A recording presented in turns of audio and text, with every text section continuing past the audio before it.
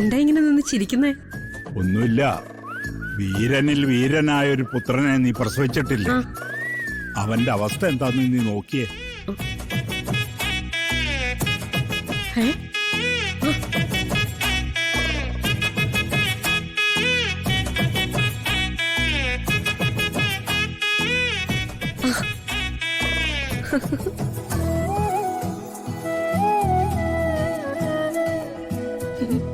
മതി മതി മതി മതിയാ, ഇനി നിർത്തിക്കോ. ഞാൻ ഓക്കെ ആണല്ലോ, എന്നോട് ക്ഷമിച്ചല്ലോ അല്ലേ? ഇപ്പൊ ക്ഷമിച്ചു, പക്ഷേ ഇനി ഇതുപോലെ കാണിച്ചാൽ ഞാൻ ക്ഷമിക്കില്ല.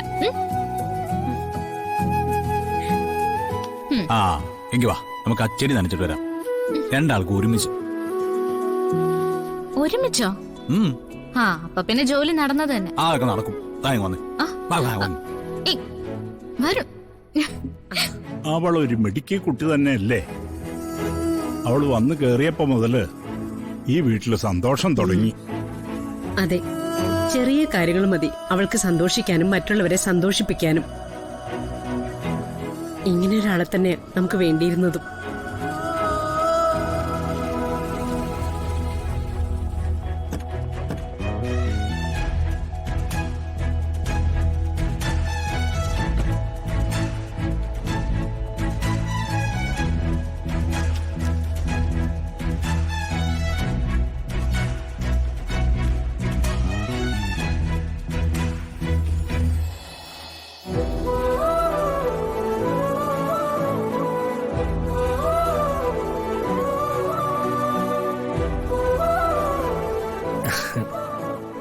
അച്ഛാ, ഞങ്ങളൊന്ന് പുറത്തു പോയിട്ട്. അതിന് നീ എന്തിനാണ് ഇങ്ങനെ നാണിക്കുന്നത്? കൂടെയുള്ളത് നിന്റെ ഭാര്യയല്ലേ? മക്കളെ, നിങ്ങളെ ഒരുമിച്ച് കാണുന്നതും നിങ്ങളുടെ മുഖത്തെ സന്തോഷം കാണുന്നതും ഒക്കെ അച്ഛനും അമ്മയ്ക്കും അതിലും വലിയ സന്തോഷമാ. ചെല്ല.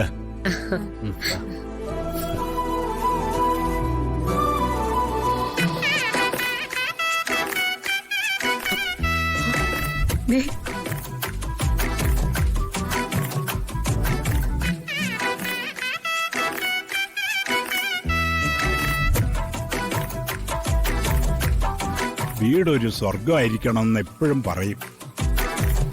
അങ്ങനെ ആഗ്രഹിക്കുകയും ചെയ്യും.